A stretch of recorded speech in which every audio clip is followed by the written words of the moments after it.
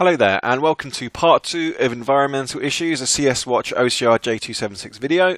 So let's get going. So again, we are going to be looking at environmental issues, how the natural world is impacted by something happening, and I keep talking about it, I'm going to keep talking about it. You need to keep remembering those stakeholders, who they are, why are they stakeholders, how can they be stakeholders.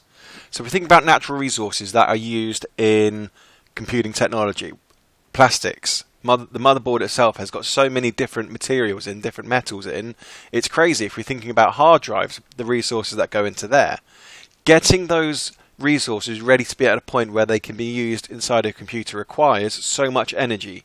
It depletes the resources, it creates pollution. And with some of these resources, they can be recycled back. Others are just used there and left there.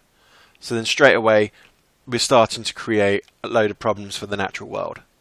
If we're thinking about EWaste, which is any sort of electronic waste, there's 40 million tons of it created every year. If we think about the short lifetime of devices, people wanting to consistently upgrade, new devices coming along all the time, that contributes to it. The Waste Electric and Electronic Equipment Directive, or WEEE Directive, was created to try and tackle e-waste. WEEE has rules of disposing waste safely, recycling it, reusing broken devices, taking the good elements out from there, reusaging of them, which is fantastic. But unfortunately, a lot of e-waste is sent to Africa, sent to Asia, where they don't have such strict regulations.